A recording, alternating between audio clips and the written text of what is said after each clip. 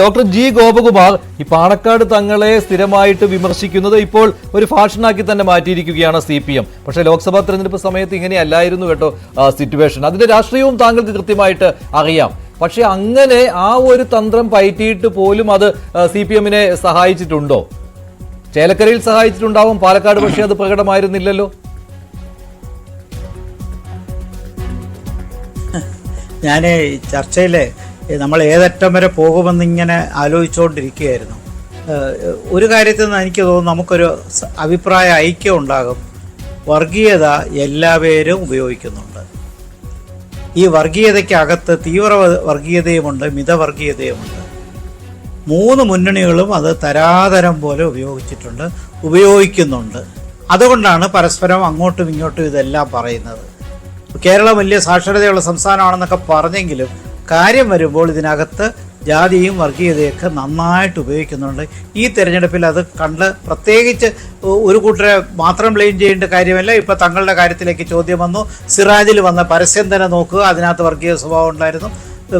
തങ്ങളുടെ ചീത്ത പറഞ്ഞു കഴിഞ്ഞാൽ കുഴപ്പമാണെന്ന് പറയുന്ന ഷാജി എന്ന് പറയുന്ന മുസ്ലിം ലീഗ് നേതാവ് എന്ത് പറഞ്ഞുവെന്നും നമുക്കറിയാം.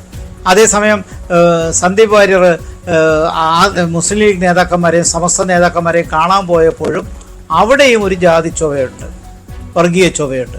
അപ്പോൾ ഈ വല്ലാത്തൊരു കുഴപ്പത്തിലാണ് നമ്മൾ ചെന്ന് ചാടിയിരിക്കുന്നത്.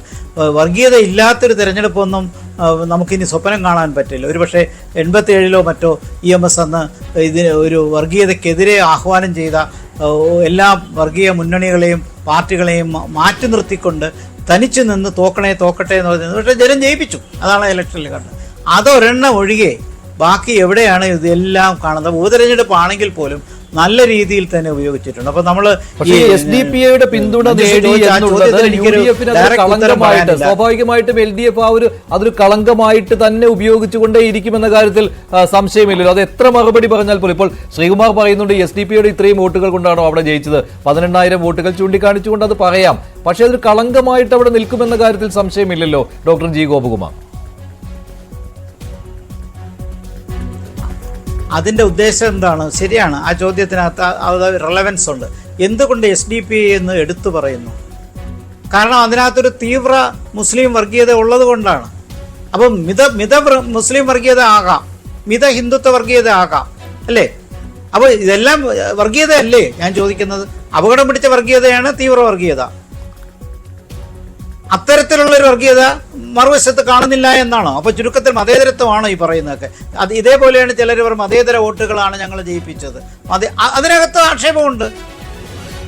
അപ്പോൾ SDP-യെ പറയുന്നതിൻ്റെ പിറകിൽ ഈ കേരളത്തിനകത്ത് ഒരു മിലിറ്റന്റ് റിലീജിയസ് ഫനാറ്റിസം വളരുന്നു എന്നുള്ള ആ സൂചനയാണ് അവിടെ കാണിക്കുന്നത്. അതുവഴി ഒരു പക്ഷേ